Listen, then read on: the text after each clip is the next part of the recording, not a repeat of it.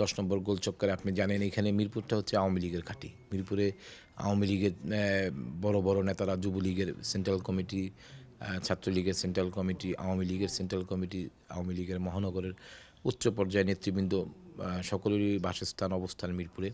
সেজন্য ওই যে মিরপুর যেমন স্বাধীনের সময় মিরপুর মুক্ত হয়েছে স্বাধীনের অন্য 16ই ডিসেম্বরের পরে। তো আমাদের এইখানেও স্বাধীনতা একটু সময় লেগেছে, দ্বিতীয় স্বাধীনতা পেতে আমাদেরকে একটু সময় লেগেছে। এই যে প্রতিনিয়ত ওরা আসতো, মোটরসাইকেল নিয়ে আসতো, গাড়ির বহন নিয়ে আসতো, গুলি করতো সমানে। তখন আমার ডান পাশের লোক যখন মারা যায় তখন তো ওই গুলিটা আমার গায়েও লাগতে পারতো।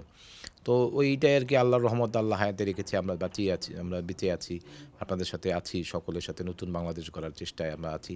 আমাদের দেশনায়ক জনাব তারেক রহমান উনি 31 দফা প্রস্তাবনা দিয়েছেন। আমি বিশ্বাস করি ইনশাআল্লাহ উনি শহীদ রাষ্ট্রপতি জিয়াউর রহমানের জ্যেষ্ঠ পুত্র এবং দেশনেত্রী বেগম খালেদা জিয়ার জ্যেষ্ঠ পুত্র। আমরা আশা করি উনি ইনশাআল্লাহ উনি সর্বোচ্চ দিয়েই উনি 31 দফা বাস্তবায়ন করবেন, এটা আমাদের বিশ্বাস।